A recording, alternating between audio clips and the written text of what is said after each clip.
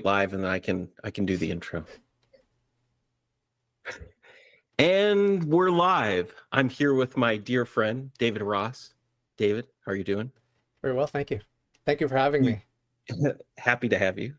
Do you prefer David, Dave, David, Davey? David. Well, if you're my wife, you can call me all kinds of things. She's got like 100 nicknames for me. They're all very super cute, but they're top secrets, so I can't tell you. But it's David. It's never Dave. I mean, if she wants to make fun of me, she calls me Dave. Right? And when you were in trouble as a kid, your middle name with that as well? Yeah, the full name, full name. Okay. David Andrew, that's my name. That's my name. That's a good name. That's a good name. Well, welcome to your own show. Thank you. And just as we get started, I'd like you to talk us through your faith journey. Now, I know you've already done this a ton, and you're going to have that temptation to be really high level. I've already said it all before, but just wipe that all from your mind. And, just tell us what your life was like growing up. Where'd you grow up? What were your earliest faith memories? How did they teach you? How did they catechize you? Was it good? Did you feel like it was lacking? And then what were your experiences with God? Yeah, thanks for interviewing me. I've been interviewed a few times. Most recently, I think it was by that comedian. She's a sweet girl. And you're a sweet girl too, so you have that in common. And she also shaved her head accidentally recently, so you have that in common.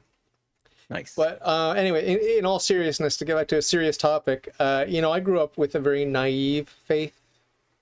I was in love with Christ and his church, which to me was a loose Protestant Christian community.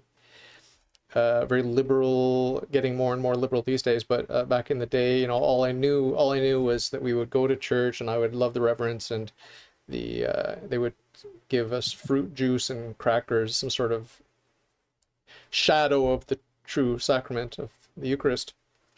But it was reverent and it was nice, and I remember watching the preacher preach, and he was very calm. It was a United Church of Canada. We also used to go to Presbyterian Church occasionally, United Church occasionally.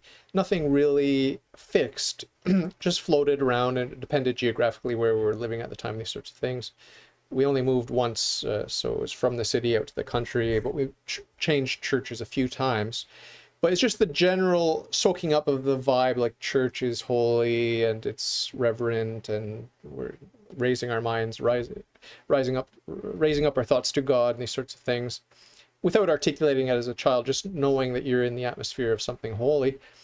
And prayer life, my mother taught me how to pray, just simple child prayers, and I loved that, and I would pray fervently every night, before bed. And I was actually troubled by the Cold War between the West and Russia, and all the propaganda about the nuclear holocaust that might happen. And so that was a troubling thing. I guess that was in the 80s. So I was born in 1970. So, from the age of reason, I was baptized, 3 months old, and then lived in sort of like my own little world, like almost semi-autistic sort of child, not very communicative, very introverted. But I loved, I loved the sort of refuge that I found in going to church with my parents and just soaking up the vibe. But it wasn't an intellectual thing at all.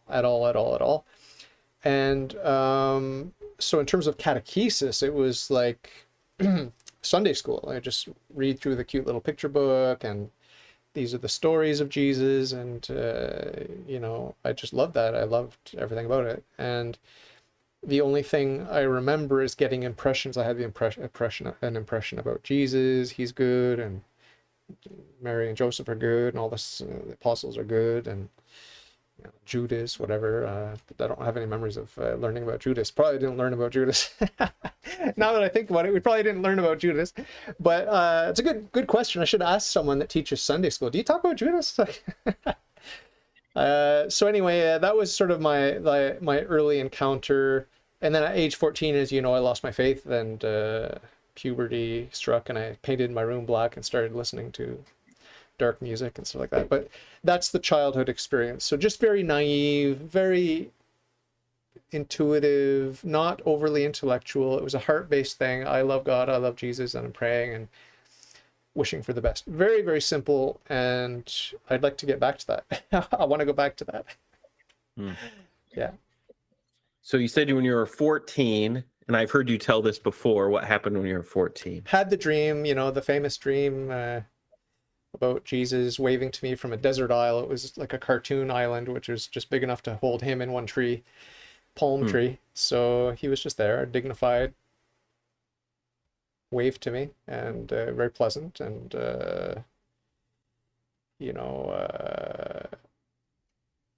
mystical encounter with Jesus.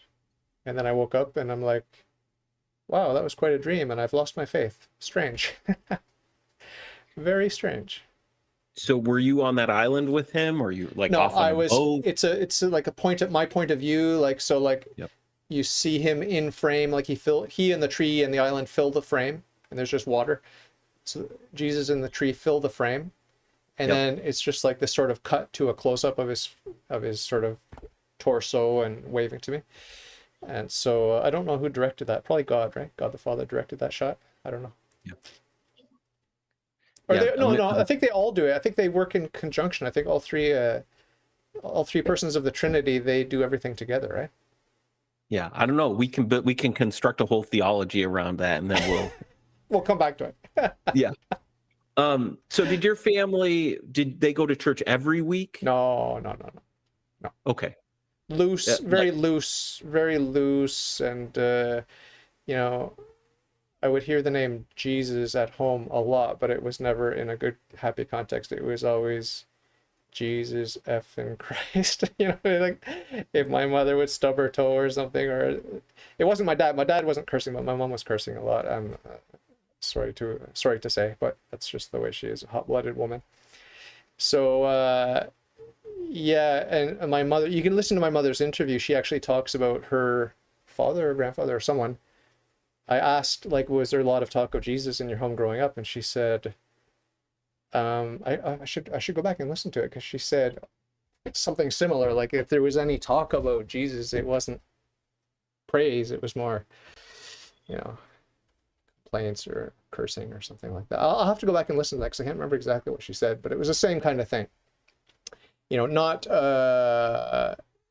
I guess we call it taking the Lord's name in vain or whatever, that sort of thing. It's like, so she was exposed to that, and then I was exposed to that through her. But my dad had this sort of squeaky clean image. Like, he didn't swear, he didn't drink, he didn't smoke. He's like, had that squeaky clean kind of thing. More of a distant figure, I guess, a little bit. But my mom was more real and gritty and whatever. But in terms of religion, you know, I did my prayers at night, because that's what I was taught to do as a child. And there was grace at meals. Usually, I mean, I think, from what I recall, there was usually at the evening meal, there would be grace. So that's what I remember about religion. And then it'd take us to church semi-regularly. I don't remember exactly how patchy it was, but I remember when they stopped going, and I wanted to keep going. Like, there was a certain moment when my parents stopped going to church, and I wanted to keep going. And occasionally, for a little while, I kept going sort of on my own. If I seem to remember correctly, either I would hound my dad into taking me, and he would attend with me, or he would just drop me off there. I can't remember how that played out. But then eventually hit 14 and just dropped the whole thing. What about grandparents, aunts and uncles? Were there any people in your family who were like, they're really serious about this God thing? Yeah, well, you know, I don't know so much on my dad's side. My dad is one of 14, and my mom's one of 7, so it's a big family. Okay, so we would have family reunions, and we'd get to, you know, meet the aunts and uncles and cousins and all that sort of thing. But, you know, I know there was, you know, if anyone was religious, it was kind of seen like as an object of ridicule. It's like, you know, who's this religious hypocrite, and they think they're holier than we are and whatever. That was kind of vibe that I got when anyone would talk about family members who are religious. It's like, oh, who are these hypocrites, you know? It wasn't usually praised like, oh, your aunt is so religious, isn't that great? No, it wasn't like that. And I'm just giving you a general impression. I can't prove any of this. It's just a general impression that I had, like that it was not respected or really seen as a good thing. But yeah, so some on my dad's side, some on my mom's side were very religious. And I guess those who were less religious felt either alienated or felt like it was hypocritical or whatever. And I think that's pretty typical in families, you know, people don't see eye to eye and stuff like that. But I don't know all the details, all the gossip and all that stuff, and I don't want to know. And I've been my whole life avoiding finding out, like, what's the gossip? Like, oh, really? Give me the popcorn and tell me, like, how you all hate each other in different ways or whatever. Like, I mean, I don't know. You know, they love it. It's like with siblings, always a love-hate thing. I don't know the details, but basically that's the impression I got. If there was any religious family member, they were sort of made fun of. So that's not great. But I did have one Catholic aunt, which was strange, and she was the mother of my favorite cousin. And what do I know as a child? Like, I mean, I don't know anything Catholic, Protestant. I don't know anything, you know. But I knew that he was my favorite cousin, and I knew. You know, they took me to my family, and their family went to this charismatic Catholic retreat somewhere, and we spent a weekend or a Saturday or something. And I had an experience there. You know, I had an experience, like a religious experience. My memory of it is very vague, but I remember just sort of like being on. It sounds strange to say, but being on a bed, like a canopy bed with like a, you know, the mosquito netting or whatever it is that's around these beds, and talking about God and religion with a bunch of other people my age. And there was zero sexual implication of it being a bed, zero. But it was just, and I may be wrong in my memory. Maybe it wasn't a bed, maybe it was some other piece of furniture, maybe it was something else. But that's the memory that I have of this sort of like floaty fabric around us as we're on a soft cushiony thing talking about God and spirituality, and it was all just very dreamy. But my whole childhood was dreamy. I was like living in a dream world, like introverted dream world my whole childhood, like oblivious. That's what my sisters would always say about me, that I was oblivious, you know, to the family dynamics and the problems and the stresses and all those sorts of things. Just like a doughhead, you know, innocent and cute but just stupid. So that's the impression I had from my interaction with this Catholic aunt and her family. And there was another impression, a very, very strong impression I had from connected with that Catholic aunt. I went to one of her husband's family reunions. So it's like my uncle's family reunion, but he's like the husband of my natural aunt. And he was Catholic. That's the reason she became Catholic, is because of him. And I fell in love with this girl. Like, I was young, I was prepubescent, but I fell in love with this girl, this cousin of my cousin. So I just remember staring at her and seeing the beauty and the innocence in this girl, and it was just a moment. And I was very shy, obviously awkward boy, and I didn't dare say anything or do anything, but I just fell in love with her, you know. And so that left a really deep impression on me, like the beauty of the woman, the mystery of the woman, and the magic and the mystical religious component of romance. It's like, and it's connected for whatever reason with, again, this one Catholic aunt among, you know, I've got 6 plus 13, 19 aunts and uncles, and there's just that one who's Catholic, as far as I know, and quite a few strong impressions made by that. Not that I'm cheering for the Catholic side versus the Protestant side. I'm not explicitly doing that, but it might explain why I have leanings, right, later in life, why I have a sympathy for Catholicism. So that aunt, that family, have you kept in touch with them? No, I didn't keep in touch. What the services were like? What services? The Mass? retreat you went to? No, the memory I told you is the only memory I have of it. But Okay. oh, Kevin Non-Tradicath is here. He says, two of my favorites. So much love to Kevin. I shouldn't be interrupting your interview of me. But yeah, in terms of keeping in touch with family, no, it's like there's a lot of drama in my family, and I've never really gone out of my way to keep in touch with anyone in the family ever. It's a rocky situation. They say charismatic in my impression of charismatic Catholics is that they tend to take it pretty seriously on the scale of serious. Yeah. Yeah. Yeah. Did you watch my recent guest? He calls himself Trentecostal because he was raised Pentecostal, became Catholic, and he brings the Holy Spirit into his Catholicism. I think I did see that. He's not charismatic, but he has some sympathy for the charismatic movement. I'm like him. Like there's some awe and respect, but also caution, like a healthy dose of caution. Yeah. So, and are you in touch with that family today? No. Okay. And you're one of how many kids? 4. One of them is dead at birth, and one of them was adopted. So 3 natural. There are 3 of us naturally. I'm the only boy, and there were 2 girls. The one girl died, and that girl was replaced, quote unquote, by an adopted girl. It's just I think a nice gesture to adopt a girl in honor of the one who had passed. That's what my parents did, and I think it's a nice gesture. And they named the deceased girl who had died from spina bifida and other complications. She died at birth there. Was actually medically assisted mercy killing or whatever, which I don't agree with, by the way. But anyway, is what it is. They called the child who passed away Faith, which is a nice name and relevant to our discussion here. Yeah. And so where are you in the order? I'm the youngest. I'm the baby. That's why I'm spoiled and silly. Well, and you talked about just kind of floating through, everyone else is taking care of everything. Yeah. So you're 14 after your dream. How you talked about a transition that things got kind of dark, your music, your kind of like, how did things change for you after 14? How quick was that change? What were your teenage years like? Just lonely, sad, hanging out at home in the country. I would wander over I like playing sports, so I'd go play basketball at the school, which was right next door. But I was always on my own, it was very rare to interact with another human being, which is part of the reason I'm sort of socially awkward.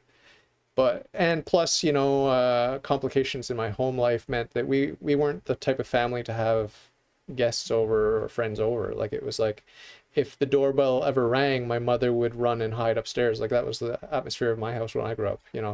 It's like petrified and just run upstairs and hide, and we'd all just keep quiet and hopefully they go away. So that's how I was raised. That's how I was socialized. So if I'm a bit awkward, I think you know the reason why. But yeah, I mean, socially, a bit of a misfit, and just I was troubled, I still am, but less so, I think. And just in my head, and like I said, I found an escape in music, and I liked doing sports, and I was somewhat gifted as an athlete just naturally, and if I had had training, I could have done something maybe in some sort of athletic thing, but just generally, again, just going with the flow and being lost and confused and a bit prone to dark vibes, sadness, that sort of thing. And when I hit puberty, there was some, my guest actually, Brendan, yeah. Brendan. He said something that inspired me. He said, because I asked him about, I often ask my guests about puberty, and he gave me a little gem that I hadn't thought about before. He said, yeah, it was dark and I was frustrated and angry, but the silver lining of puberty is you have all this energy and you have this power. And I'm like, oh yeah, I hadn't thought about that. Like, yeah, he saw that silver lining. And obviously now I'm 53, I'm like, my back hurts and everything hurts, and I'm just tired, and it's not. But now thinking about puberty, it's like, yeah, I was young, I was healthy, I was athletic, I was eating a lot, drinking a lot of milk, which I don't do now, and vim and vigor, and yeah, frustrated and confused and angry, but yeah, there's that energy, I guess, that I had. And so I got a little bit into, later, like after, not at 14, but a little bit later, into crime and drinking, and not so much not drugs at all, actually, but just a little bit of drinking and rebellion. I was always a good boy until puberty, then I started the rebellion. So nothing major, nothing that you'd get excited about, but just little things. And so how did you puberty is crazy. Especially for guys. yeah, yeah. Testosterone, I think, is a controlled substance. So it's not, and then you're not prepared for it, or at least I think a lot of people, you weren't. I was going to ask if your church did anything or your parents did anything to kind of prepare you for. Taboo. It's taboo. There was no talk of sex, and I'm glad there wasn't. I didn't want any. I didn't want to hear it. Do I want my parents talking to me about sex? No, thank you very much. So I thank them for that. Thank God for that. I don't want to hear that. Yeah. But I wish that I'd been educated. I wish I had a good Christian education. Mm-hmm. Who am I? What's my purpose? What is sexuality? What's intimacy? What's marriage? I wish I knew that. Yeah. So, and you grew up in the 80s. Yep. You're about 7 or 8 years older than I am. Both of us grew up in pre-internet era. No, I was on the internet in the 80s. No, but not in your youth, I don't think, right?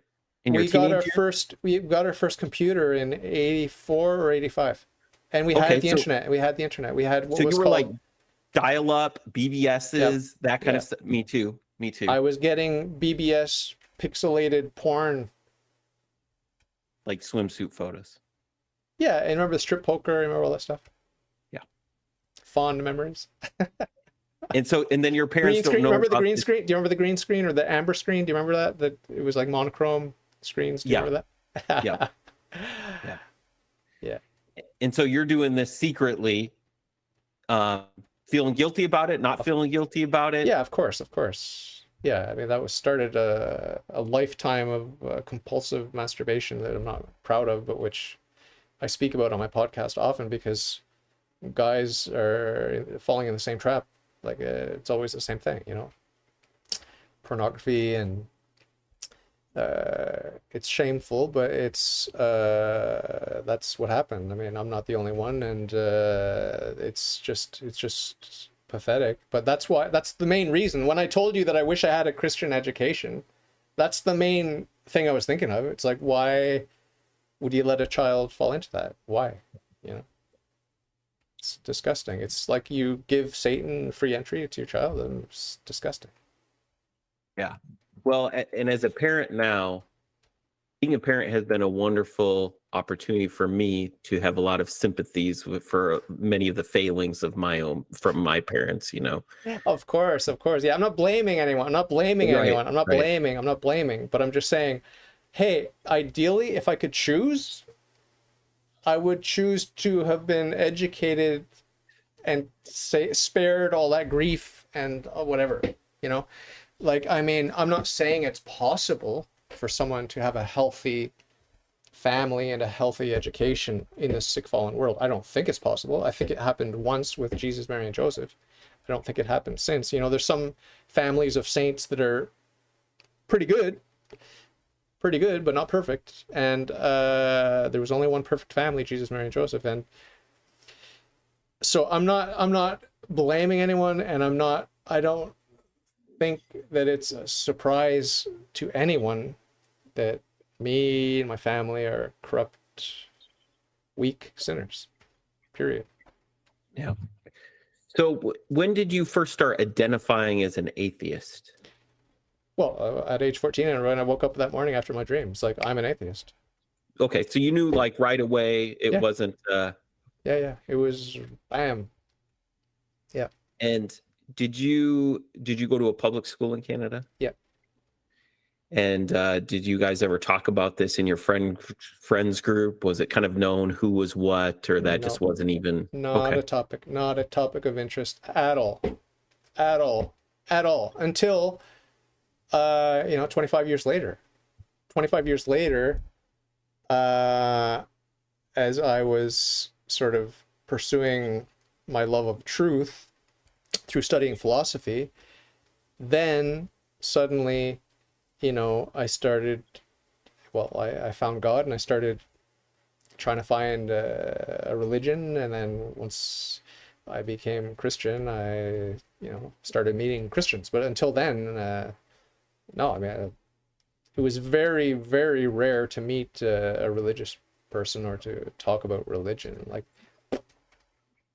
So, okay, but let's back up. I'm curious about your time, the in-between time from yeah, 14 to, and then 39, when did you come back to where you would say I'm a Christian? How old were you?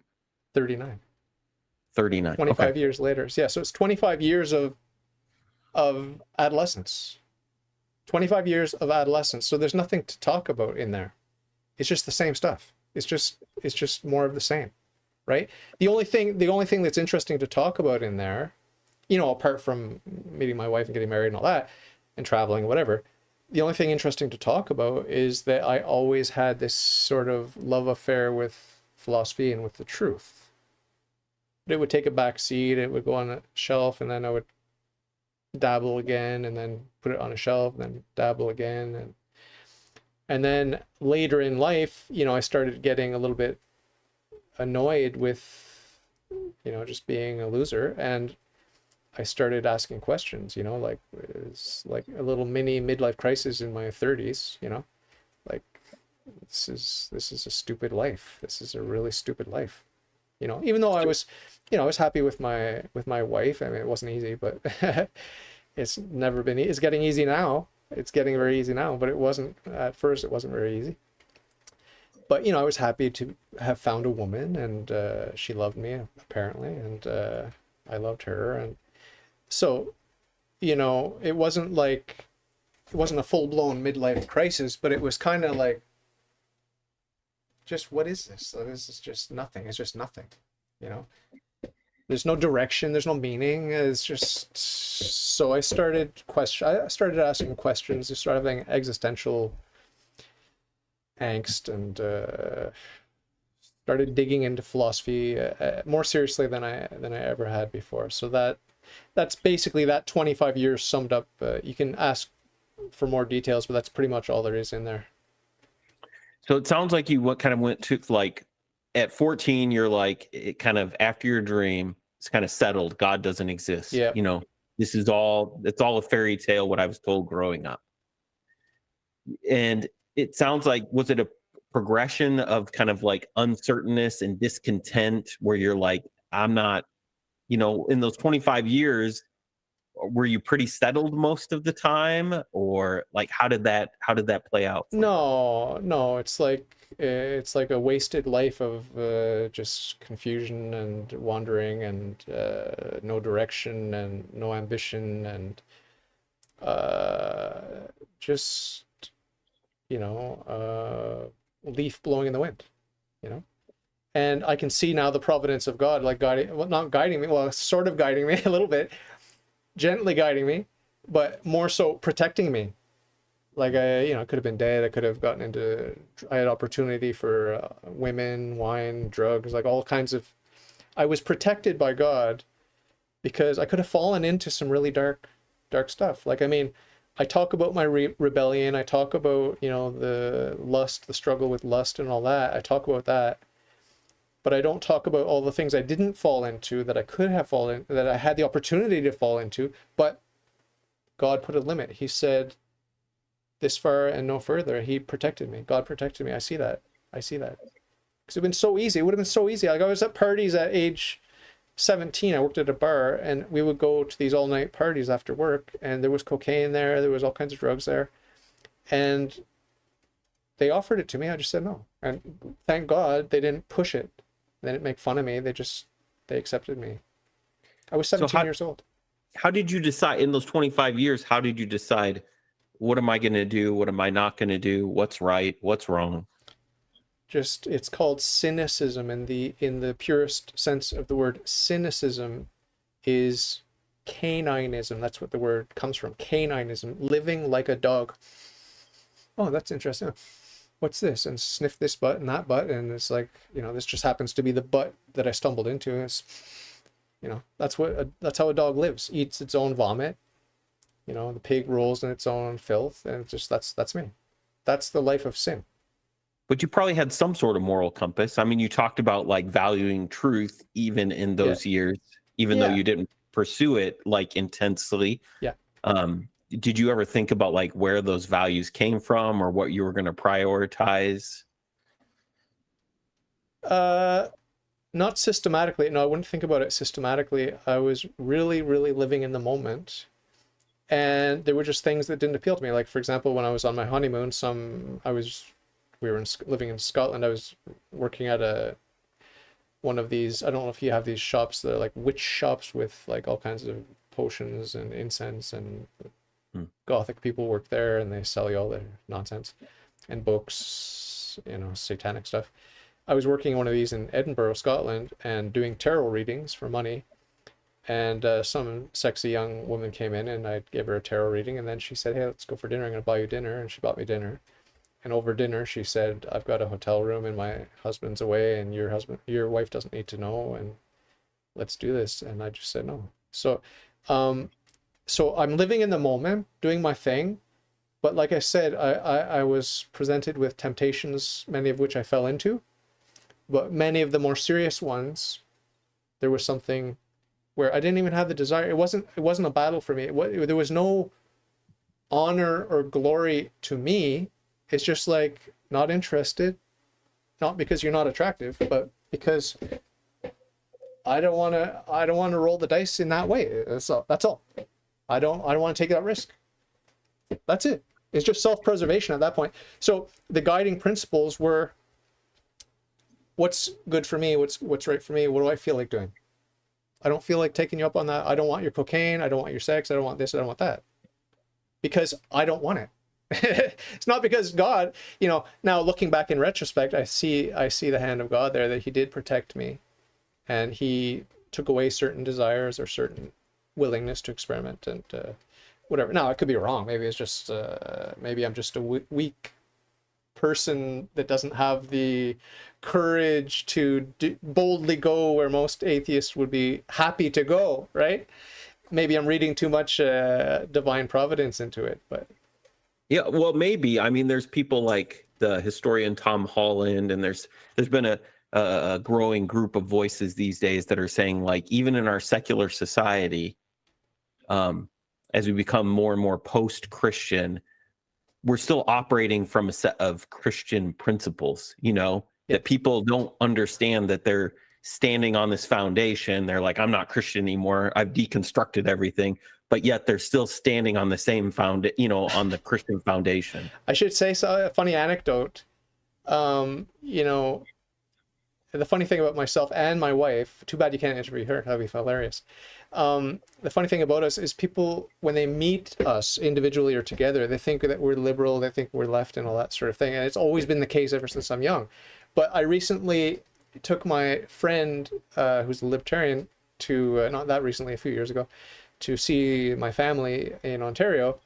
And in the family home, we were looking through photos of me and stuff like that, as you do, And there was a couple of newspaper articles where I'd been stopped on the street to ask a question, man on the street interview, like, what do you think of this issue? What do you think of that issue? And my answers were always ultra conservative, socially conservative. Like, what do you think about shopping on Sunday? Oh no, shopping, that's the Lord's Day, it should be shut. But I was an atheist at the time. And there was another one about abortion or something. And I'm like, no, I was pro-life, but I was an atheist. So this speaks to your point about the fumes of Christianity and how it's there. It's there. And, that's the case for me with my particular journey. So maybe it's not that surprising I came back to God 25 years later. But it's also the case that you can open any newspaper or online article and you can find atheists that are pushing for every sin in the book without apology. They're just pushing for sodomy or abortion or whatever. Like, they have no qualms about it. So is it because they didn't have the Christian foundation that I had? They didn't have baptism, which I believe, firmly believe, gives grace and protection? We'll find out. We're going to find out on Judgment Day. Yeah. Well, it's probably a combination of both things. God's grace working in our lives, even when we're out very far away from him, you know. But then also I think that the societal foundations, even though they may be changing and crumbling, they still are there, you know, and I think it does affect us all. Can I ask a question for Kevin Non-Tradicat? Yeah. He says, how could you know that a non-desire is a gift from God instead of just a natural reaction? How could we tell the difference? Well, I just admitted that I can't tell the difference. Yeah. So that answers that question. But I like to think that there was some providence in there and the grace of God and these sorts of things. But I don't know. And Christopher Rice doesn't know. But we will find out on Judgment Day. That's one thing for sure. Yeah. Can we know anything? That is the question. So you said you were working in a tarot shop. Yeah. So what was your conception of reality then? Did you believe those things of what you were doing? Did you think there was some sort of supernatural realm at all? Like, I was a rationalist. I'm okay. By nature, by predisposition, I'm a rationalist. Rationalism is condemned by the church, but by predisposition, I'm a rationalist. That Cartesian sort of mind, and that we can know, and we do know things, and there are obviously limits on what we can know and these sorts of things, but that reason, when I was a Satanist, reason was my God. Reason was my God. I just didn't realize that God is reason. I didn't realize that it was a separate person from me that is like that, has all the pure perfections that the God of Christianity, Islam, and Judaism have. So I was confused. So when you were working in that shop, was it just to make money? Were you like the Taliban who doesn't believe it? No. I was very, very honest. And I said this, if you go and listen to my interview with the female comedian, I forgot her name, Carly, whatever her name is. Let me see if I can find it so I don't insult her. What is her name? Sydney Davis Jr. Okay. When I was interviewed by her, I told her that I admitted to each of my clients that this is just a psychological trick that I'm using on you. I have no gift, I have no supernatural powers, and I don't believe in any of that stuff. I was very forthright about that because I was good at lying. I'm a good liar. Mm-hmm. I actually enjoy lying, but as a Christian, I'm not allowed to do it anymore, unfortunately, because it's so much fun.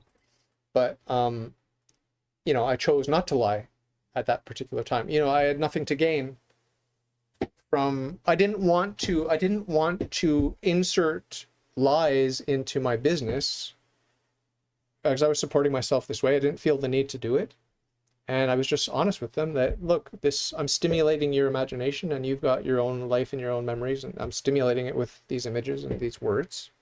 They don't mean anything to me, but they mean a lot to you because that's how the psychology works. And so it benefited you. You paid me. Thank you very much. I benefited from your money. You benefited from my stimulation. Have a nice day. That's it. So I did not believe in all the hocus pocus, but I saw a lot of things against my will. I was exposed to the supernatural against my will. Like I saw weird, creepy, demonic stuff. I saw just in life, just traveling through life. Like one scene near the end of my atheism that affected me. There are many I could talk about, but this is just one that affected me. Some were positive, some were negative. This is a negative one near the end of my atheism, where a woman was apparently on some pretty heavy drugs because she was fighting off 6 police officers successfully. And, that's all well and good. You could say, wow, this is the adrenaline, whatever. You could rationalize it, okay? And that's, as a rationalist, that's what I did. I rationalized everything, a perfectly reasonable explanation for everything. And I still believe that. The principle of sufficient reason. I fully believe that. But I could not rationalize the preternatural movements of this woman as as the cops were like taking a break from trying to fight her, this is the woman, okay, the woman on drugs, like crazy, crazy, crazy, crazy. So she scatters the cops. They're all regrouping, trying to figure out what they're going to do. And her body starts doing this bang, bang, bang, bang, like erect, flat, smashing her face, erect, flat. You can't do that. No one's toes are strong enough to do that. Okay, so this is like straight out of The Exorcist. You know, she may as well have had her head spinning around, puking out green stuff and floating on the ceiling. It's the same thing. Like, it's just like bang, bang, bang, bang. And I'm sitting there watching this, saying this can't be real, but it's repeating. And and then the cops went in for another round, and I guess because of the damage that was done from smashing her face into the concrete, they managed to wrestle her into the car. But I was struck with the fact that, hey, I can't explain this using natural reason or science. Like, that's, for lack of a better word, that's demonic. You know what I mean? Hey, maybe the demons are real. You know? Yeah. I know a lot of atheists are going, the past 3 years with what we've seen going around with all the corruption in the world, a lot of atheists have started to think, maybe the demons are real. You know, so it's, the Lord works in mysterious ways. God draws straight with crooked lines, and evil, much to the chagrin of Satan and his demons, evil helps God. It helps God. That's why he allows it. That's exactly why he allows it. He allows just the right amount of evil, just the right way to maximize my chance of salvation, your chance of salvation, and everyone's chance of salvation. It's amazing. So, did you ever use tobacco? No, I puffed a couple of times. You know, my wife smokes like a chimney, so once in a while I would take a puff and choke and whatever. But no. What about like psychedelics? Yeah, I did smoke marijuana, and I guess I should tell this little story about my experience with THC, like pod and hashish. Had a really bad experience, like overdosed, and I'm a very sensitive person with, you know, a fragile psyche, and so that was a really traumatic, really bad experience, and it took me many years to recover. But the first year was hell. I was overdosing, hallucinating, and it's just a nightmare. So pot, yeah, that was a big mistake. And it's even worse today. The pot is so strong today, like I just forget about it. Like, this was back in the 90s or the 80s, the late 80s or early 90s, I guess. But yeah, I had a really good experience on magic mushrooms. Just a very pleasant experience, and the trip itself was like interesting. Slingshotting time, fast forward and slow down and speed up and slow down, and seeing the perspective, like how small humans are next to a tree, because we're in the country. And I was working for an environmental company, because I used to work for all these companies, Greenpeace, Pollution Probe, Friends of the Earth, all these environmental companies, doing fundraising, like, so basically like collecting money, and I would pocket a lot of the money myself because I had no principles and just stealing. So I repent of that. But you know, hanging out with hippies and doing drugs and stuff like that, and the mushroom trip was really good. But good meaning subjectively, like I enjoyed it. It's not, it's forbidden, you know. But the come down, like when you're coming down off the high, was one of the best things I've ever experienced. Again, not to say it's morally good, it's not, but it was just pleasant. Okay. The come down was so gentle, and it was just so peaceful, and it was so tranquil, and just, you have all this perspective and stuff like that. So I do understand why people seek solace and spiritual experiences in drugs. Like, I mean, yeah, it can be amazing. But it's a trap, it's a trick, it opens a gateway to Satan for sure. But it sounds like it didn't really inform your view of the world very much. Well, like everything else that was trippy, it was just like, oh, I'll deal with this later, but this is something interesting, put it on the shelf. And I had psychic experiences with family and friends where I read their mind, and vice versa. So there was like a psychic connection. And so as a rationalist, I just said, can't explain it, don't know, but you know, it happened, you know. And so I just thought there must be a perfectly reasonable explanation. I don't know what it is, but I know these things happen, so whatever, you know. I also had an experience near the end of my atheism where I saw an unidentified flying object, and I don't know if you watched my interview with the UFO guy recently, but that was really nasty. A really nasty. I saw part of it. Yeah, I did see part of That it. was a nasty. He brought out the worst in me for sure. So I got triggered by all his demonic stuff. But yeah, I saw UFOs, multiple UFOs in one sighting. There were 3 of them doing this weird choreographed thing in the sky. And I was straight. I mean, I wasn't on drugs or anything. And because I stopped doing drugs like in my 20s, you know. And even then, it was just because my friends were doing it. I would experiment and whatever, but it was never my thing. Never bought drugs, never was interested in pursuing that. But I gave in to the peer pressure occasionally or whatever, you know. But yeah, so when I saw the UFOs, I just thought, I am seeing this. I'm not high or drunk or poisoned or whatever, and I can't explain this because the emotions. I studied physics, so I know how acceleration works and shifts in momentum, and I just said, this is not natural. It's not natural. And it may be a play of the light, but wow, what a play of the light that is. It's like, no. So that went in the potentially supernatural category for sure. Yeah, so there's this analogy that I've run across, or this metaphor. Metaphor is a good term for it.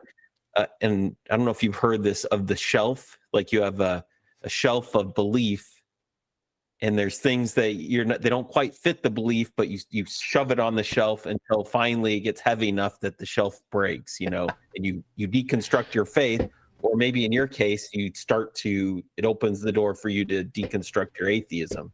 Yeah, exactly. It's a cumulative thing. It's exactly what you're saying, and that's exactly what, yeah, it has to be. Another thing I feel like I should mention is I broke my wrist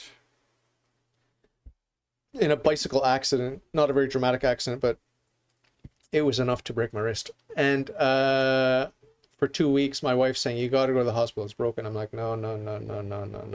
And then when the green reached my elbow, the green and blue, I'm like, okay, maybe it's broken. Maybe I should go to the hospital.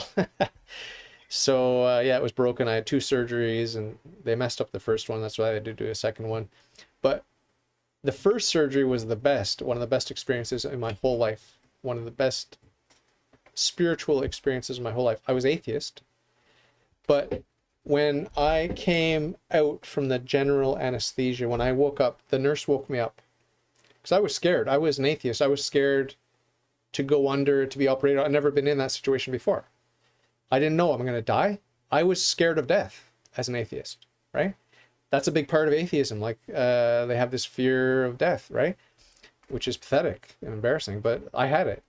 And I was really scared. And so when I was going under, the nurse was administering, the anesthesiologist was administering the drip or whatever it is. And she said, I'm going to count to 10. By the time I reach 1, you're going to be out. And like, I'm doubting everything. I'm doubting the process. I'm doubting that it's going to work. They're going to be doing surgery on me while I'm feeling pain. I'm doubting everything. I'm thinking I'm going to die and whatever. And the last thing I said to her is, I love you. I told the nurse, I love you. So I was scared that I was going to die, and I told this woman I've never met before. She was beautiful, okay, but that helped.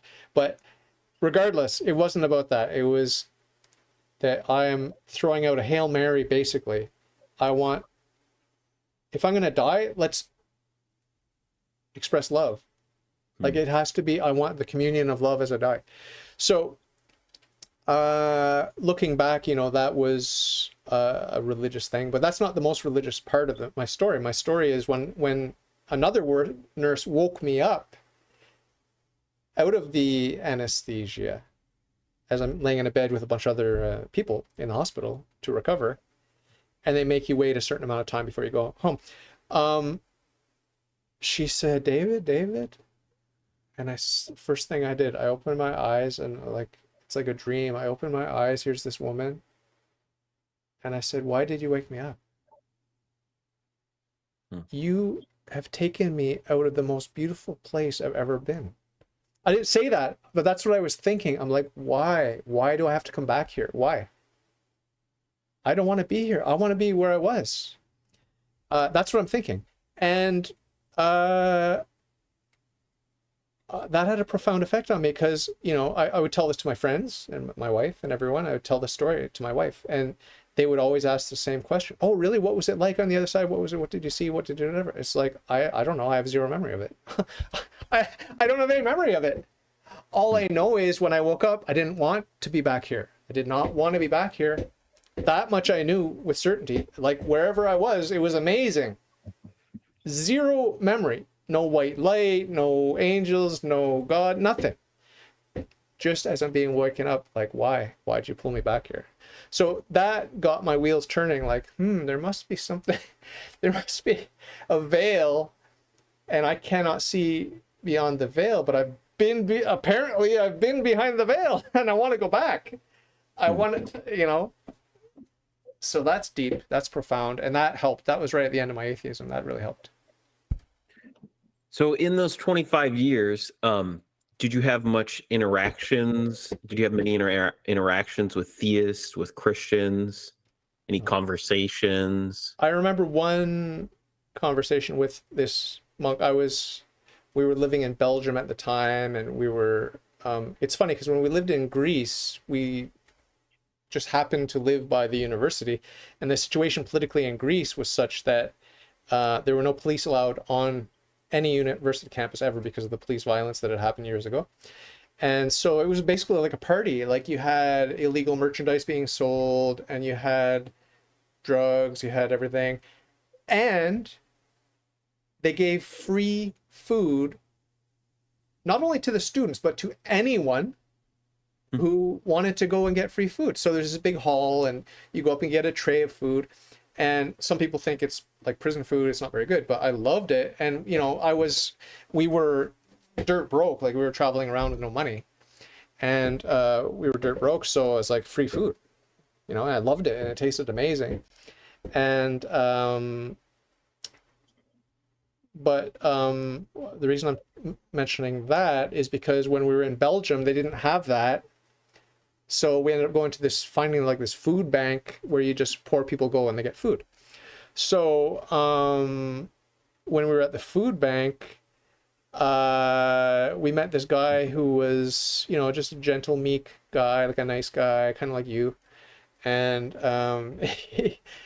he was talking to us, and, you know, where are you from? Where are you going? What are you doing? And, you know, we asked him about himself, and he said, well, I'm on my way to a monastery. And we said, what? He's like, yeah, I'm like a loser. I'm not good at anything, and I can't hold down a job, and I'm poor. And he said, over the past few years, I've learned that I'm good at praying. He said, it's the only thing I'm good at. So I'm joining a monastery so that I can use my talent, my one talent, which is praying. And that had an impression on me. You know, we continued to be friendly. We weren't like hostile to Christians. We were both raised Christian, but we were both atheists and indifferent to religion. But I think we didn't talk about it afterwards, but we kind of maybe looked at each other, my wife and I, and we thought, interesting. This guy is like a cool young guy like us, and he's eating at a food bank like us, and he's joining a monastery to pray because he's only good at praying. It's just food for thought, right?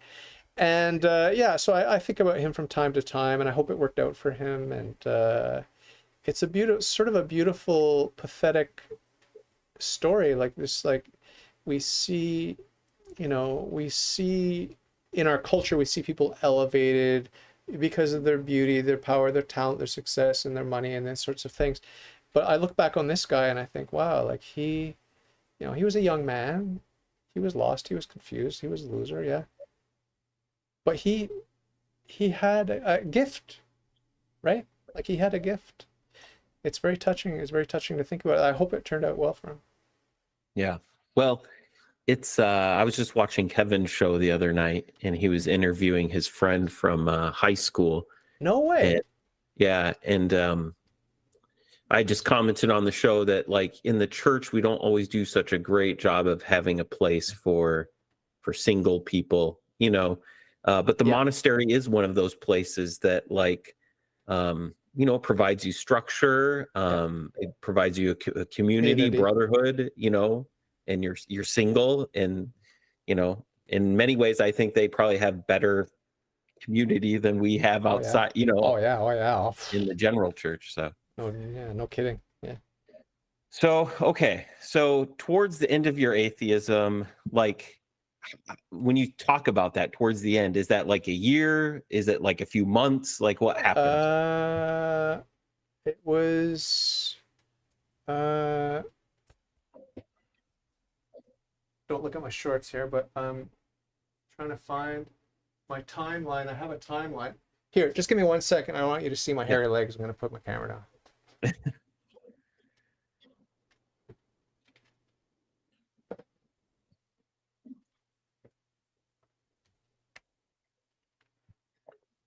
Can you still hear me? I'm just looking around my room. Okay. I'm trying to find my timeline. I was going to ask you some other questions while you were looking, if you could still hear me. Yeah. I don't think I can find. I can't find my timeline, so. Oh. Can't find it. Okay. But it was okay. Let me just try to take a stab at it. But I do have a whole timeline of my life, and I should have prepared for this. Anyway. Well, you could post it in the show notes, maybe a link or something. Yeah. For about 8 years, I was studying philosophy intensely and thinking about, encountering the idea of God in Western philosophy and thinking about it. Like I'd read Anselm's ontological argument, these sorts of things. So it was brewing, and I was starting to read stuff, like the Cloud of Unknowing. So for like a full 8 years, I was sort of like encountering ideas through my reading about God and stuff like that. And getting interested, and I started reading the Bible at about 5 or 6 years out from my conversion. So it was a lot of reading and stuff that led up to that, but reading it as a critic and making fun of it as a Satanist. Okay. So what kicked that off, and why were you reading that? Were you reading that so you could be just curious or informed with discussions with people? Well, I was, why read that? We went, my wife and I could be wrong. I could be wrong about the timeline and the details. Just bear that in mind. But from what I recall, I know for sure we went for a honeymoon, not a honeymoon, but a anniversary trip. We went to a little cheap motel in the country. And what did they have in motels and hotels in the little drawer? So it's like, oh, what is this? And then I was reading it and I'm like, oh my God, this is amazing. But I wasn't allowing myself to admit it, that it was like amazing. New Testament, right? And Psalms. I'm like reading this and I'm just kind of like, yeah, this is bullshit, right? All right. It's amazing bullshit.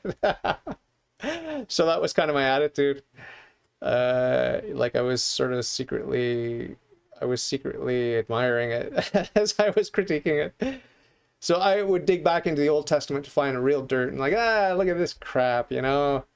But I was secretly in the back of my mind like, wow, that New Testament stuff, like, that was something, man. Wow. So yeah, we fool ourselves, we lie to ourselves, but it got me to where I am, so it's all good. So that was 5 or 6 years beforehand. Yeah. Then was it kind of like you approached that and you're like, whoa, like something? Well, actually, that was 2007, and then I converted in 2009. So it was 2 years I'd been reading the Bible. Okay. 2 years. And not full time. It was just like I bumped into it there, and then I started, providentially, some books fell into my hand, and like I started reading. And in my history of philosophy readings, my ears would perk up when I would notice talk about God and these sorts of things. And it was sort of percolating and coming up to the surface a little bit more. And again, take everything I say with a grain of salt, because my memory is patchy, but I do know it was 2007 that we went, and it was 2009 when I converted. So that's a 2-year period there. So at what point did you get to where did you get to the point where you were like that yourself is starting to crack a little bit and you're like, maybe maybe there is a God? Well, it was like it was a rebellion that started to harden in me. You know, I got more skeptical, more anti-Christian, more anti-God, and I kept reading. You know, I kept reading, you know, occasionally dig into the Bible for some to make fun of it, but I was still reading my philosophy. And my philosophical journey, in spite of my bookshelf, or my shelf as you call it, getting burdened with all these things that I would have to deal with eventually, I was doubling down psychologically against it and against God. And it was just a sudden reversal from a really, really dark place to like, okay, I'm not God, God is God. That was like, you know, I went, when I was age 14, I went from devout, innocent theist, flawed as I was at age 14, to atheist in a moment, and it was the same thing coming back. It was a moment. It was a moment of reversal. And so it's the same thing, as I mentioned to some of the people that interviewed me. It's the same thing with my romantic life. Like, I mean, I met my wife and I was in denial. I denied it right up until I had a mystical dream about her. And I realized, oh my God, she's the one, I love her. So this is psychologically how I work. It's all or nothing, and it's like black, and then it becomes white, and it's white, and it becomes black, and it's just, that's how it works, and it's connected with this intuition, and with the mystical, and with dream life, and all these sorts of things. That's how I roll. Other people roll differently, incrementally. Oh, I've got a couple more questions, and I'm almost there, I'm almost there, I'm almost there. No, I'm not. I'm heading in the opposite direction, and then bam, I'm there. I run away, and then I end up there. So that's the way that I work. Yeah, and I don't think that's uncommon. You know. Yeah. What were your motivations for digging into philosophy like so intently? Like, why were you doing that? Well, like I told you early in the interview, I think it was annoyed with how meaningless and directionless I'd been my whole life. It's just annoying. What's the point? You know? I never committed suicide. I never contemplated suicide. Thank God, it was never something that interested me at all. Thank God for that, because I would hate to be a person who struggled with that one. Holy cow, that must be nasty. But you know, and I wasn't, if you met me back then, you would feel pretty much the same vibe you get now. Same vibe. Same guy, same potty mouth, maybe a little bit more potty mouth because I'm trying to curb that now. But I'm not, you know, it's sad to say, as a Christian, I'm not transformed. I'm not a saint. I'm not heroic in my virtue. I'm struggling with my virtue. I'm trying, you know, I'm praying and fasting, going to the sacraments. So I'm making little baby steps, but it's not like, oh my God, did you see David? Oh, how he's changed. And no. Everyone always people liked me more. Well, I was an atheist Satanist, they liked me more. Because I had no opinions. I had no opinions about anything. Because as Chesterton says, the problem with atheism is not you believe nothing, it's that you believe everything. You believe everything. You just weigh this, weigh that, interesting, oh, at the gourmet buffet, and oh, interesting. Oh. You know, that's atheism for me. It's just that. So I was Mr. Nice Guy for most of my adult life as an atheist, and people liked me. Now a lot of people don't like me. So I've got some opinions that are very unpopular, you know, when it comes to sexual morality and whatever else. Mm-hmm. So you had this moment. How many years ago was it? 2009. 2009. Do the What math. month? Oh, good question. Yeah, you should have reminded me to prepare. I have a little tiny journal that I kept at the time. Okay. Oh, I can tell you. No, I can tell you. Bear with me while I look up. Prayer, confirmation. I have the date of my confirmation. And it was 8 months before that. Bear with me. Talk amongst yourselves.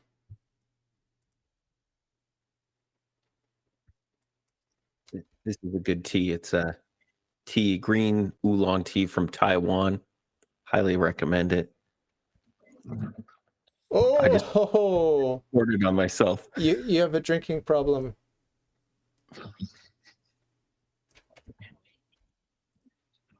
I'm going to tell you the month, okay? Here we go. Sunday of Christ the King, 2009. So November. I was confirmed. Oh yeah, of course. I got it on my wall. December 13th, I was confirmed. So subtract 8 months before December. What do you get? 12 minus 8. So that'd be March. Oh yeah, I remember now in my journal. It was like around my birthday when I had my conversion experience. And when were you confirmed again? You said it was on Gaudium Sunday, which is the Sunday of joy in Easter. okay. That's not Easter. That's December. That's what? Hold on. Let me look this up. Is that an Advent? Gaudium. But it was Sunday. December. What date? 13th. 13th. Okay. Gaudete So 8 months. Sunday. So 8 months earlier. Third Sunday of Advent. Okay. So 8 months earlier. So 8 months earlier, you're wrestling with this idea of like this philosophical idea of who am I? Yeah, I was into hard solipsism. I'd fallen into hard solipsism. I thought I was the disembodied mind of Buddha, right? Like I thought I was God. Okay. And was there a certain philosopher that was leading you down that path, or like? Well, it was everything that I had read about idealism, German idealism, and the unknowability, and Immanuel Kant and all that sort of stuff. It was just like an accumulation of all these things about skepticism, and I applied radical doubt to, like in the Cartesian method, you radical doubt to everything. This is before I read Descartes, by the way, but I would just everything in my chronological reading of Western philosophy was leading me down all these dark roads about doubting everything, and I just took it to its logical conclusion and ended up doubting absolutely everything except the one thing I could not deny was my own existence, because when I deny it I affirm it. I think therefore I am. Bam. So there, I'm in hard solipsism. And Descartes, funnily enough, I fell into that before reading Descartes, but that was his whole trip, with building his natural science, was to apply that and then to build back up from a solid foundation. And so he walked me through hard solipsism and how to get out of it, which was to embrace God. So I embraced the God that I had not believed in, but I was very happy to embrace God because I was God, and that was not a very pleasant place to be. Was that a purely rational path for you, or did you feel like God met you there in that moment? Was it also a spiritual experience where it was like kind of you're presented like, do I go my own path, or do I surrender to what I see the truth is, that like God is God, like I have an invitation here in front of me? It was a cold, rational conclusion, like, oh, interesting, I'm not God, God is God. Oh, wow. So that was just like that. Just like that. Oh, I'm not God, God is God. And then the implications of that start hitting home. Okay, so that means this, and that means this, and then I start rethinking everything I've lived, rethinking everything I've read, rethinking everything, and then all these principles. A whole bunch of stuff happened existentially, like the desire to worship and to serve God and these sorts of things, so you could attribute that to the Holy Spirit. But I wasn't, I was very, very happy. Don't get me wrong, I was very, very happy, but if you watch my facial expression, I might have just slightly raised one eyebrow or something. It wasn't like a very emotive about it, It's just like, oh, okay, so here we go. So another twist in the journey. And whatever, just like when I became atheist at age 14, I don't think anyone would have noticed any difference when it's just like you go with the flow. Like a lot of people say, I don't believe in aliens. I think that's demonic stuff. But a lot of people say that if aliens were to suddenly land, some three-headed purple alien or whatever, people would just sort of go about their business, and it wouldn't be shocking, because it's too much to process, or what they could process they would rationalize away or whatever. It's kind of like that with my spiritual stuff. It's like when it's too big, it's like what Goebbels said, or whoever the Nazi guy was, said that if the lie is big enough, people just believe it, because it's just, you just roll with it. And it's too inconvenient to like adjust everything all at once to the implications. Like, if that's a lie, like what if that's a lie? Well, it can't be. It just can't be. So it's the same thing with these big spiritual twists and turns that I took in my life. There's just a matter of fact acceptance intellectually, and then the processing and the decision, like, oh, well, I guess I'm going to have to do this and I'm going to have to do that. And I sincerely desire to do this and to do that. So it's not devoid of an authentic, sincere relationship with God or with Christ or with the church or whatever. It's full of that, but it's not primarily an emotional thing, or at least not in my case. I've had emotions. I've had strong emotional experiences, like at church and stuff like that. And I wish I could have more. It's nice. It's a nice feeling, but it's not something I chase after, or something that, oh, I wish I could have more of those experiences. Oh, I'm going to switch churches because I'm not being fed. Like, no, I don't do that. I don't do that. It's like, hey, I got a grace today. I got some feelings. I got a tear in my eye at church, whatever. I'm not expecting that tomorrow. I'm not expecting that next Sunday. I'm not expecting that. I just take it. Thank you. And that's it. Yeah. Do I want more? Yeah, I want more of that. Am I expecting to get it more frequently? Maybe when I get older and wiser and start actually walking the walk and being a Christian, maybe I'll get more of that, right?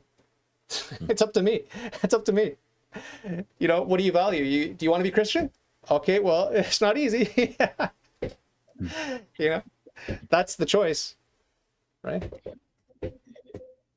You know, how would you characterize your relationship with God in that 8 months? You know, like you can talk about the mental side of it, but also that emotional side. Like, you know, did it go beyond like God is just an idea to like he's there and I'm having some sort of connection or interaction with? Well, with can you imagine? God? Can you imagine having a math problem on the chalkboard, and every day you're looking at this problem and I can't solve it, I can't solve it, I can't solve it, and then just one day it's like, oh, yeah, I get it. Okay, just ding, ding, ding. You understand, and it makes sense, and it's like problem solved, right? And you understand now. You understand for some reason. You understand math, how math works. Okay, that's what it was like spiritually. It's like, wow, okay, everything makes sense. Everything makes sense. Everything makes sense.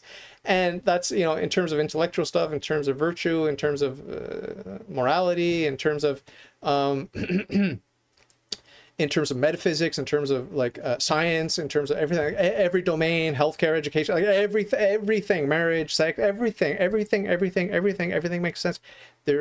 It's like, this is exactly what I've been looking for. I've been looking for the truth, and I found the truth. I've been looking for the truth, and I found the truth. Wow. Mm-hmm. Wow. What is the feeling? What is the feeling? It's gratitude. It's like, I've always loved the truth. I've been seeking the truth, and by the grace of God, I found the truth. What is the feeling you get from that, if not gratitude? And then every song on the radio, every corny pop song, love song that I heard a million times and hated, suddenly it's like, yeah, the love, not for the woman, but for God. Like, that's what I was hearing. It's all about God. It's all about love. It's all about God. So yeah, there was an emotional side. There was a side that was all about, you know, gratitude, worship, like that call to worship was so strong in me and so counterintuitive, when my whole life I poo-pooed ritual and I poo-pooed all the silly hats and all that crap and the smells and the bells. That never appealed to me at all. Organized religion? What are you joking? What are we, old-fashioned, stuffy, superstitious morons? No, that's not for me. And then when I found God, it's like, oh, I have to I have to publicly worship this God. Like, forget everything I said about organized religion. I have to publicly worship this God. It's just like, it's a compulsion. So yeah. That was fun. That was fun because I knew it wasn't from me. I knew it wasn't from me, because everything from me was the opposite. Same thing when I met my wife. It's like, my friends were telling me, "Oh, you've got something going with this woman." I'm like, "What are you talking about?" No, she's not my type. I mean, this is the kind of woman is like that I like is like this. Describe something completely different. And they're like, "Well, it seems like you got some chemistry with this woman, David." I'm like, "No, no, no, no. We're just friends, whatever." And then when I realized it, like, yeah, okay, she's the one. So it's the same thing. I knew that was not a contrived marriage of convenience, because she was not what I was looking for. You know what I mean? Same thing with God, and the truth generally wasn't what I was looking for. But wow, very convincing when it goes against your own tastes, right? So it sounds like something started to grow up in you or express itself in you that wasn't from you. Yeah, yeah. Um, when did you tell your wife? What did she say? Oh my God. Oh, that's a nightmare situation, because it's just I had been okay.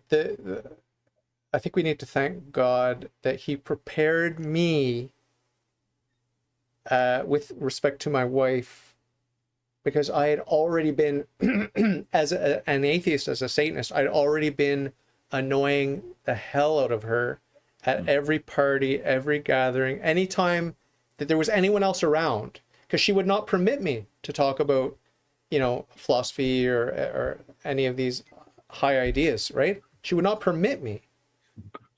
Yeah. Because she knew how annoying I was when I would go off on these long tangents about whatever highfalutin ideas as an atheist philosopher. And so she would just like, that was taboo. No, when you're with me, we just talk normal talk. And then at the parties, she would just look from across the room and see that I was doing my annoying trick and just stay away. Mm-hmm. Okay, and all the friends were like, some of my friends liked philosophy, some didn't, whatever. So when I became religious, for her, she'd already been prepared. Okay, my husband's annoying. He likes to rant on about these stupid, lofty ideas. Now he's talking about God. It's just a passing phase. He's going through a Christian phase. It'll be over in 2 weeks. And then when 2 weeks were there, it'll be over in 2 months. And then when two months went by, it'll be over in 2 years. And then 2 years went by, it'll be over in 20 years. And then 20 years went by. And now she's finally, I think, begrudgingly admitting that I am a Christian. I'm not just pretending to be Christian. I am a Christian. Because for 20 years, she was accusing me. Has it been 20? How long have it been? 2009. How many years has it been? It's 14. Okay. So for, let's say, for 11 of those 14 years or so, she would be fighting me anytime the topic would come up and telling me that I'm not Christian. I'm a fake Christian. It's not real. It's just a passing fad. And you're only doing it to be annoying. You're only doing this to be annoying. It's going to pass. It's just a phase. And I know why you're doing it. You're just doing it to be annoying. Because it's the most annoying thing. She would tell me. It's the most annoying thing. Like, she thought I was annoying when I was on my philosophy kick. When I became religious, she said, "This is you." She said, "You found the most annoying denomination of the most annoying religion, and that's why you love it." And she believed that for 10 or 11 years. But now I think she's realizing it's real. Yeah. Would she have said there were any positive things that she's happy, besides the annoying bit? Nope. She would tell me very loudly and with violent blows that nothing good has come of this. You're a hypocrite, you're a sinner, you're this, you're that, and I'm not feeling the love, and where's the love? And if you're Christian, you're supposed to have the love, and where's the love? I'm not feeling the love, and da-da-da, and you're a hypocrite, and blah, blah, blah, blah. It was very, very rough 10 years. 10 or 11 years. Very rough. But it's gotten a little better recently. Oh, yeah. Now she's watching Christian content. Like, she doesn't watch it because it's Christian, but it's right-wing conservative journalism, which is full of Christian stuff. And she's not balking at it. And she's starting, occasionally she'll show me something. Like, she'll say, "Oh, David likes this Christian stuff." So she'll show me something. "Oh, what do you think of this?" Whatever. And we won't get deep with it. Yeah. I'll just say, "Yeah, that's nice, that's good," and whatever. And so, yeah, she's slowly warming up. It's very slowly, but I mean, she doesn't have that antagonism, that hatred. she still hates the Catholic Church.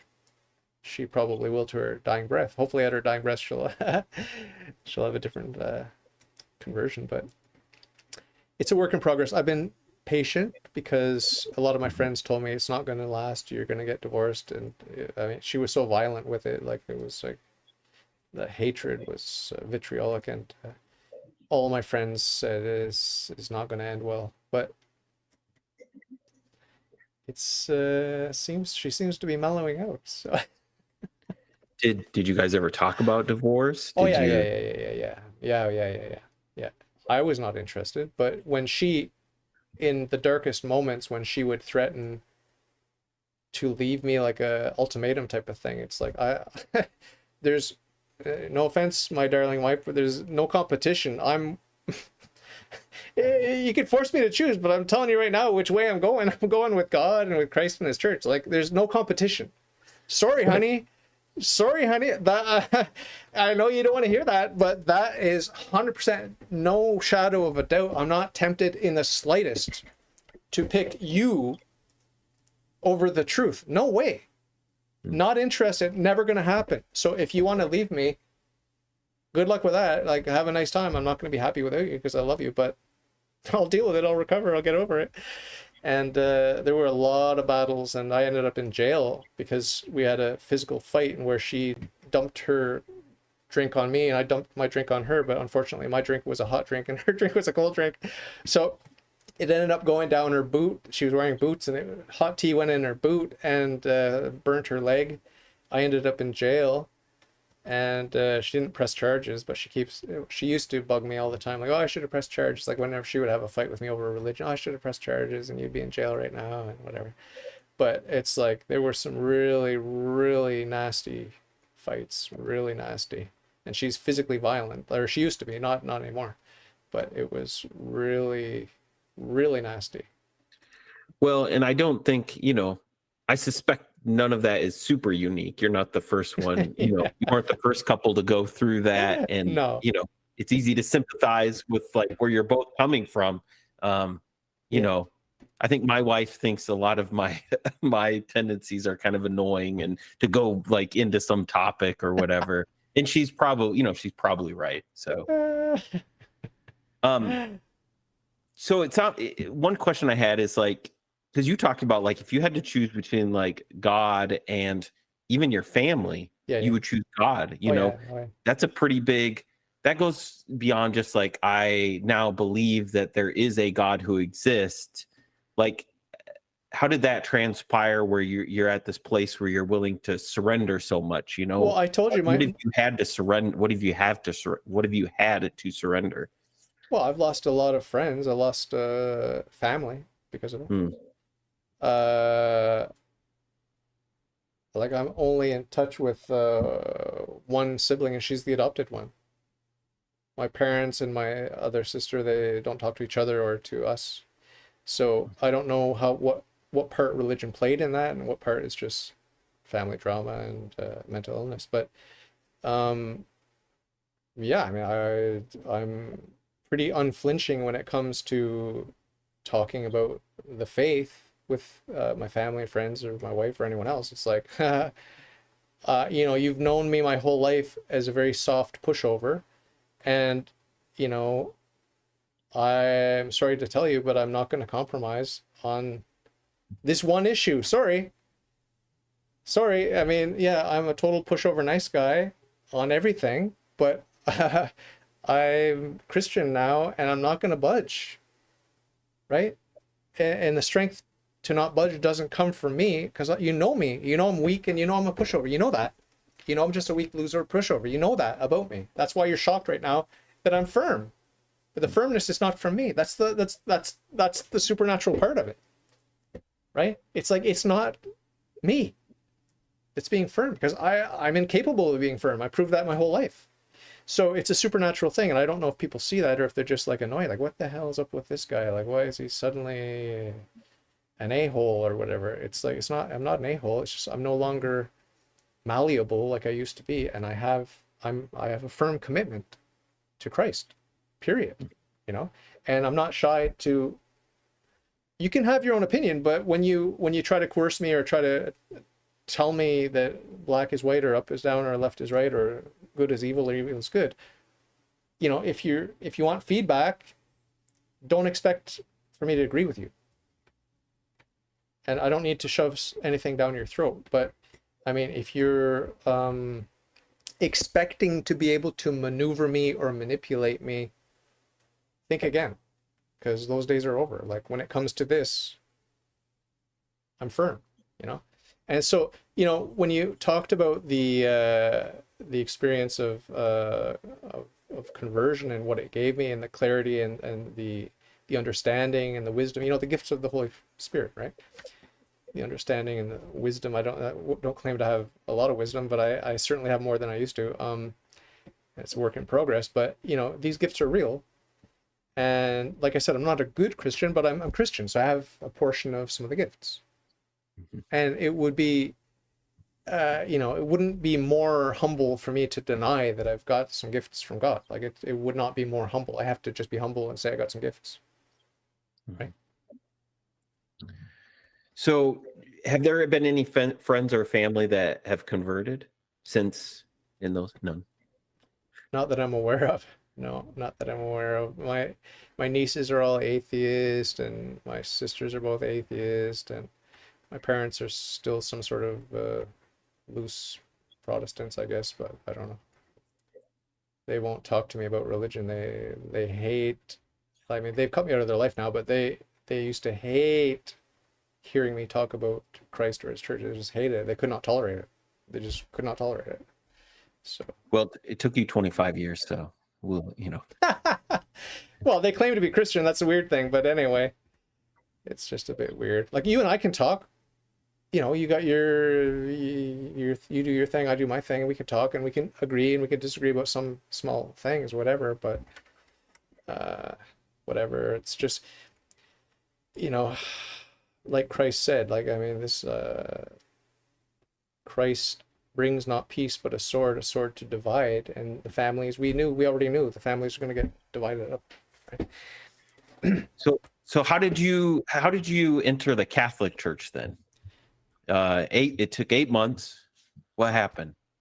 Well, I mean, I told you, I don't know if you recall, but I've said many times that Rene Descartes helped me to get out of my hard solipsism to realize God is God. Okay, bang. And then I still was anti-Catholic. I was still anti-Christian. I didn't want to be Christian. I had basically three mainline religions that were monotheistic that I knew about: Judaism, Christianity, and Islam. I didn't believe that I could just join Judaism, be one of the chosen people, right? I'm going to be a natural olive tree? I don't think so. Like, I mean, I have the option of being grafted onto the natural olive tree to be a Christian, but I didn't want to do that. So I thought, well, the only other option is Islam. I don't believe in Muhammad. I don't believe in the Quran. But, you know, I know they worship the same God, even though they don't believe in the Trinity, but neither do I. I don't either. So, you know, I thought it's going to be a little bit weird and inconvenient going to the mosque. It would be more convenient to be Christian, I thought, but I hate the Christian church and I hate Catholicism in particular. But as I was, you know, this is only over the course of the first 2 weeks of my monotheism, where I was playing with the idea of Islam and these sorts of things, because like I told you, I had to worship publicly. I had to join a religion. I had to join a religion to worship publicly. I couldn't just sit at home and be a monotheist. Oh yeah, I believe in God. So it was very important that I join a public organized religion. So as it happens, a monk walked into my place of work, and the rest is history, because I just said, "Hey, you're a Christian?" I said, "I've just fallen in love with your God. Can we go and talk about him sometime? Maybe go have a tea?" He said, "Yeah, come to my monastery. It's across the street." And we went, and he gave me private instruction over the course of those 8 months. And the first thing he did, though, was he took me to the mass, and I said, "This is beautiful." I was very moved by it. We sat at the back of the church, and I didn't take communion, obviously. And I said, "I want in. This is what I want. I want to become Christian." He said, "Great, I'll instruct you." And I said, "There's only one problem. I don't believe in the Trinity. I don't believe in Jesus Christ." He said, "That's not a problem, because you haven't begun your instruction yet. We're gonna teach you. There's a course of instruction, and you're gonna have readings to do. and I'd already been reading anyway, different things. But he set up, once, I think it was once a week we would meet, and he said, "You're gonna have questions, I'm gonna have answers, and we'll just go through it." And it's very, very simple. If you accept all the teachings, then you're Christian, and if you don't, then you're not. Mm-hmm. And I had questions, I got the answers, and everything. I was measuring everything with my rationalistic, sort of skeptical mind. And as long as it didn't contradict reason, I didn't mind if it went beyond my reason, but I didn't want anything to contradict my reason. So that was my main concern, and nothing contradicted reason. Plenty of things went beyond reason, but that was fine for me. So I ended up, there was no hiccup on the road. There was no struggle. Oh, so close. Oh, if only there wasn't this one hurdle. Oh, how can I understand this to fit it in so I can accept Christianity? No, never. No, it was just like, this is wonderful. Teach me more. Oh, the church teaches that? I didn't know that. Oh, wow.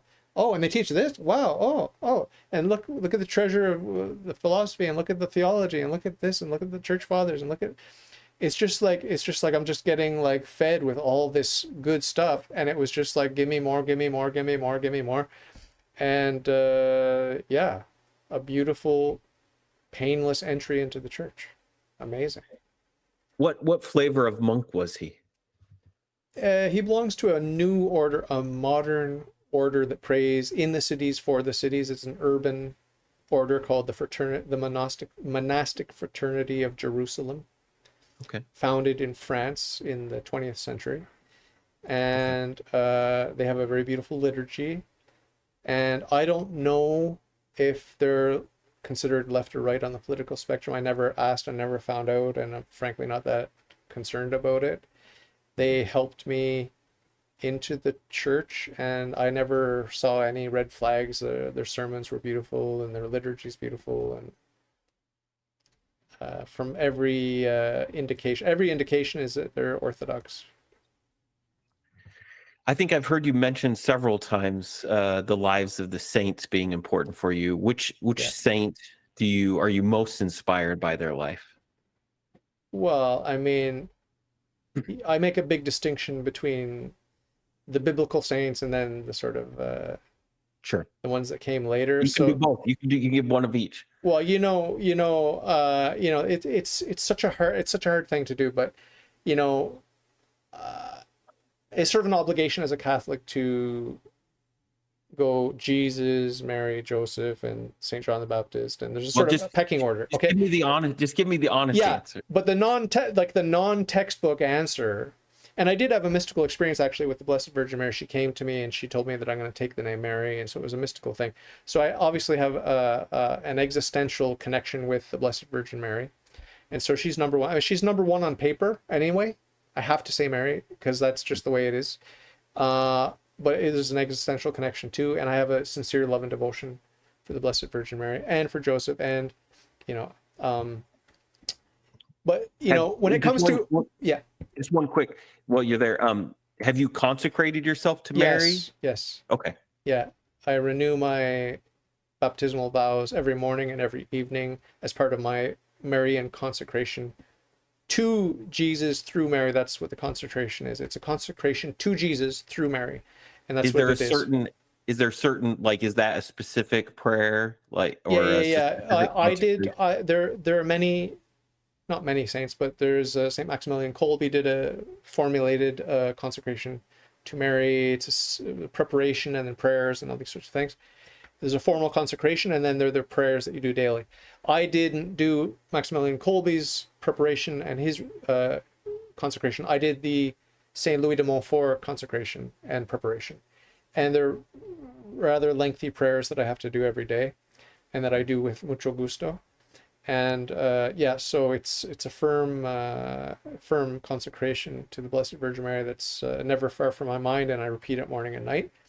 And I have other devotions too throughout the day. But when it comes to sort of me just on my own, without putting aside Jesus, Mary, and Joseph, and all that, I do have Saint John the Baptist and Saint Paul has a special place in my heart just because of the power of his witness, and just it's just like he really blows me away, like his faith and his life, his manliness, just like he's just amazing, you know, just love him. And the other apostles, I mean, I do have to admit, like, I do love Paul more, even though, like, in the hierarchy, you know, it might be technically on paper, maybe some of the other ones maybe have pride of place, St. Peter and all these sorts of things. I don't have the warmth and affection for St. Peter as I do for St. Paul. Mm-hmm. And then once we get outside of the Bible, you know, and also I like the patriarch Noah from the flood. Okay, yeah. The boat builder. And I like the patriarch David, obviously, my namesake. Yeah. I have some warmth for David, and all the patriarchs, and you know, even Israel, devilish little guy that he was quite a character. The Satanist. I'm just kidding. What about Catholic saints? Yeah. Like, well, those are Catholic saints for me, but yeah, I mean, Saint Augustine was my number one guy. Okay. He's the one who brought me into the faith by reading. I was reading, providentially, a book fell into my lap. It was the Confessions of Saint Augustine, and that was, bam. That's when I lost my anti-Christianity, my anti-Catholicism. Like, reading Saint Augustine, it's like, oh my God, I was wrong. I was wrong about the church. I was very wrong. And then I've got, you know, later I fell in love with a bunch of other saints, Saint Anselm and Saint Alphonsus Liguori, Saint Ignatius Loyola, Saint John Vianney, and right up until today, there are many women saints that I love, and Saint James from the Bible, the one that wrote the epistle, the greater, the lesser, I never can tell the difference. He's one of my favorites. I have a devotion to him. I pray to him by name every day. And Saint Brother Andre Bessette here in Montreal, he's a saint, a local saint. Okay. Canonized saint. He did a lot of miracles. He built a great oratory to Saint Joseph. Many miracles were done there. Many. Yeah. Well documented miracles. So I have a devotion to him. He was a gruff little guy, but he was a simple man and good saint. All the saints, you know, there's some saints I like more than others, I have to admit. But that's just chemistry. So. What about, and that my true colors are going to show here, but what about Protestant saints? Name some. Oh, lots. We named our son after one guy who I would consider a saint of God, James Hudson Taylor. Okay, I don't know him. He was a missionary to China. He came from England, but he approached missionary work in a much different way than the normal missionaries did. He like integrated into the Chinese society. I'm just looking him up on Catholic.com to see what the vibe is, how they talk about him. It's all about China. He went to China, you said? Yeah, he was very influential in the church in China. Taylor. Yeah. Yeah, I mean, my attitude towards any good and holy men or women is that they're good and holy by the grace of God, no matter what religion they belong to. Well, and I think, you know, especially myself, like growing up evangelical, we're largely ignorant of Catholic saints. To our own, you know, it's sad, like God is at work in people as they surrender themselves to him, and then just say, go ahead, take me wherever you want. I'm all in favor. I give full credit to saints of every religion, but it's, you know, they're you know, the way I see it is that there's only one truth, and it's a spectrum, and the fullness of the truth is better than something that falls a little bit short. But you could belong to a different religion altogether and still be a lot holier than I am, and that's I'm going to give credit where credit is due. Well, I'm talking about Christianity here. These are, you know, Hudson Taylor wasn't preaching Islam in China. I know, but I mean, so I'm just trying to tell you, like, if I'm willing to heap praise on a Muslim or Jewish saint, imagine what I would do for a Protestant. Yeah. I would burn them at the stake. I'm kidding. I'm kidding. I'm kidding. Well, I wouldn't qualify it as much, you know. I view a Catholic saint as just as saintly as in, you know, like as Christ saint. And I don't know of any other category, but maybe we can wrap it up here, okay? Yeah, of course, because I got my atheist coming on. Okay. What is the gospel? If someone asks you, what is the gospel? Could you share that message for them? The good news is that even though we fell, God took on flesh to offer us salvation. Even though we fell from grace, it's not too late. It's too late for the angels. They fell and they're fallen, they can't get up. But for whatever mysterious reason, it's not too late for us who are still walking around here on earth. That's the good news. That's the gospel. And if someone was like, I'm curious about that, how do I start my path on that? What would be your recommendation? I'd give them your email address. Kidding. I'm kidding. That might be a good place to start, though. That might be a good place to start. Have a tea, yeah. Finish sauna, and that might be good. Yeah. No, but in all seriousness, what would I say to someone who said they wanted to take the next step? Mm-hmm. That's a good question. Like, the next step. Give me 2 seconds to think about this. The next step. I want to give an answer that's not too pushy. Not too pushy, but just pushy enough. In all honesty, what I think I would say is try to find a good Catholic priest in a good Catholic parish and sit down with him one-on-one and talk to him and tell him that you're interested in becoming a Christian. That's what I would say. And then if they come back a month later and say, I couldn't find a good priest in a good parish, I'd say, yeah, I should have warned you about that. It's going to be hard. It's going to be hard.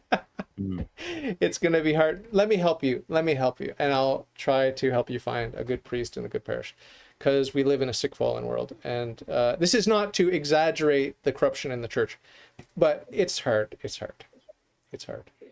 It is, you know, again, even from like across the aisle in the Protestant world, things are a mess. Yeah. It's a big mess everywhere. Well, yeah, it's like if you said, oh, well, just go to any Protestant church and talk to the pastor. You can trust him. You can trust him. No. But and the good ones are all busy. Like the good ones are busy. You know what I mean? Yep. Well, thanks for interviewing my friend. It was a pleasure hearing your questions, and you're laser focused on what's most important, which is, you know, Christ and our faith and the graces and the ongoing journey. So we're, as you often say to me to flatter me, you often say that this is church. Like what we're doing is church, it's fellowship, and it's that's a high praise. It's high praise. It's a compliment I don't take lightly. So thank you so much. Well, thank you for being willing to share your story. You know, and just to see what God has done in your life and continues to do. It's nice to be able to sit back and see that artwork come into focus, and to be able to praise God for that and say, oh, you are there. Wow, that's amazing, you know. Were you surprised, or did you learn something new? Do you see me differently now? Totally. Seriously? Yeah. Seriously? Yeah. Really? Yeah. Okay. Definitely. Because it all sounds so familiar as I tell it. It's like, oh, why do they want to hear this? They all know this. They all know all this stuff. Well, I've heard a lot of it because, to be honest, I've listened to a lot of your shows, and so little bits of it seep out here and there. But I definitely learned some new things. So good. Yeah, I'll have to interview you again. I'm gonna have to go. I'm gonna have to go deeper because he showed me how it's done. He showed me how to do it. No, I don't know. I don't know how to do these interviews. Because I go. You know, my problem is I go on tangents. I get distracted by whatever little topics. That's good. Keep doing it. I enjoy it. So. Okay. Well, thank you so much, my brother. I got exactly 11 minutes to get on board with my next guy here. All right. But to be continued. Give my life, not my life. Give my love to your wife and your children. How many kids you got? We have 4. So. Wow. And give our love to your wife too. We've never met her, but I feel like we've met her through you. So, and my 0 beautiful children. Well, you've had the 2 of you. Yeah. Where 2 are gathered in my name. So continue to pray for me and mine. I will. And I'm praying for you and yours, and we'll talk very soon, and I'll probably see you around on Twitter for sure. Sounds good. God bless you, my brother. I love you so much. Adios. Take good care. Bye-bye. Enjoy the tacos.